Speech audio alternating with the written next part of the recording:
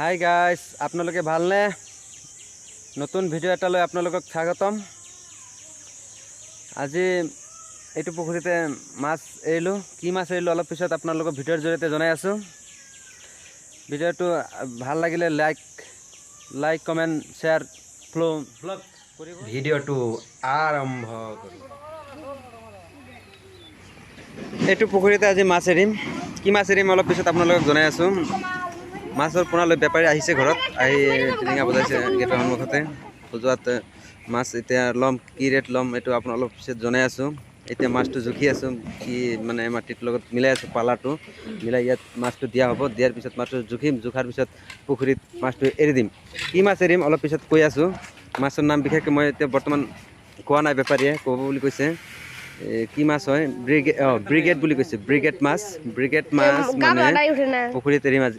এই বছৰ ব্ৰিগেড মাছটো এনেকৈ কৈছে বোলে, ব্ৰিগেড মাছটো বোলে ডাঙৰ হয়, এনেকৈ কোৱাত মানে মাছটো এৰিম আৰু।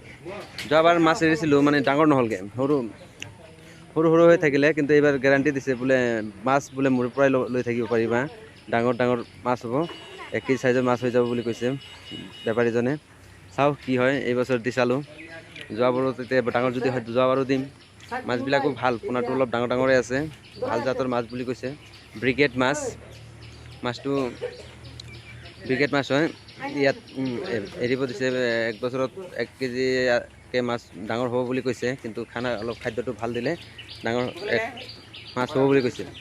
পুখুৰীটো অলপ ডাঙৰে আছে, কিন্তু পুখুৰীটো ডাঙৰ আছে কিন্তু মাছ ডাঙৰ নহয়।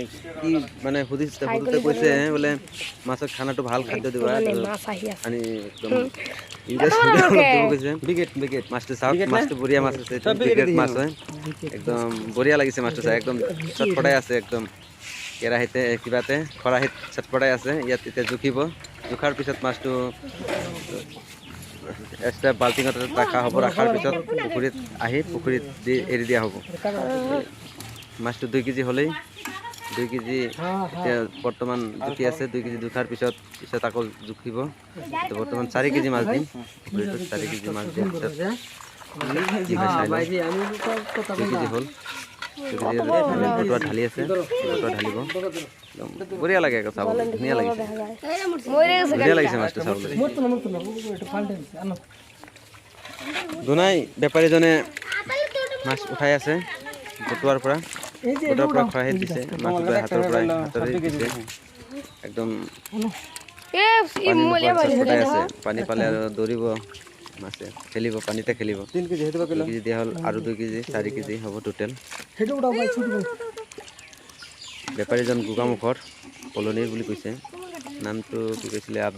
আব্দুলে কৈছিলে নেকি সম্ভৱতঃ। দেউতাৰ লগত ভাল চিনাকি বুলি পঠাই দিছে দেউতাই যাবলৈ মাছ ধৰিব পুখুৰীত। অলপ লেট হ'ল, আৰু কেইদিনমান আগতে দিব লাগিছিলে।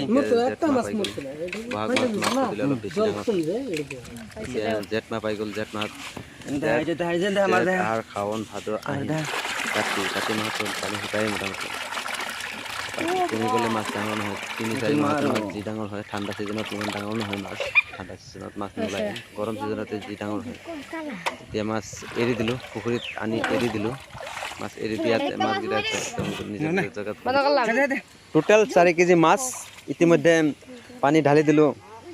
পানীত গুচি গ'ল সিহঁতে নিজৰ জেগাত। এতিয়া বিচাৰি ফুৰিব ক'ত থাকিলে ভাল, ক'ত নাই। মানে নিজৰ এতিয়া পুখুৰীত এৰিছোঁতো, বহুত পানী হৈছে। এতিয়া আমাৰ পুখুৰীটো